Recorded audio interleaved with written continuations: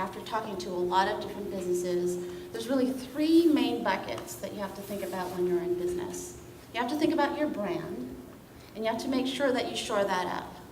And then the other bucket is, now that you've created your brand, you need to get people to pay attention to your brand. But now that you have them, what do you do with them? Well, you want them to stay. And how do you make them stay? I think the person has to be sincere, because most people, you can see right through them if they're not. So first and foremost, be yourself. You have to know exactly what your company is all about. Before I'd even get to the pitching point, I would really think hard and research my project and make sure this project had legitimate value in the marketplace, that there was every reason to believe if it got made, it would be successful. Spend your time and energy with the right fit, and that's going to take some time and research on your part in order to discover that right fit. The government is too big, Department of Defense is too big, the Navy's too big, the Army's too big. You need to do your research and find out exactly who it is that you need to go to and market to.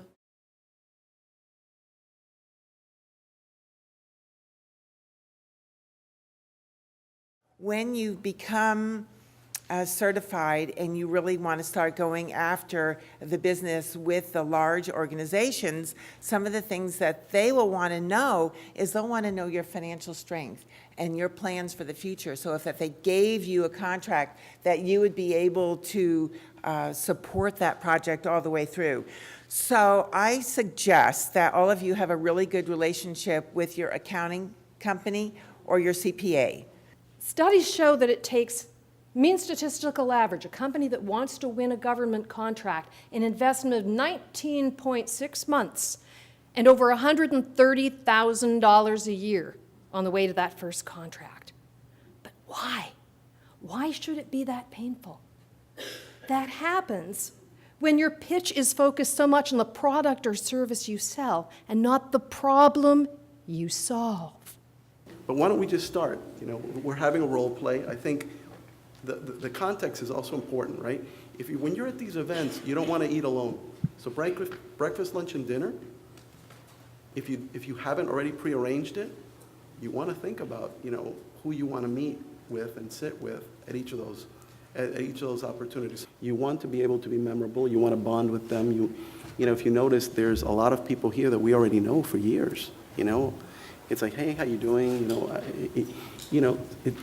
Again, I think there can't be enough of the relationship building process. There's never enough. I love what you did today. I mean, I have my little item right there. That little stone.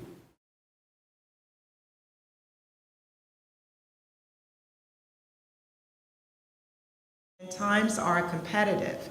And I say to you, never rest on your laurels, because even though you may feel that you're pretty solid with the company, it is a true saying that if you don't keep getting better, your competition will.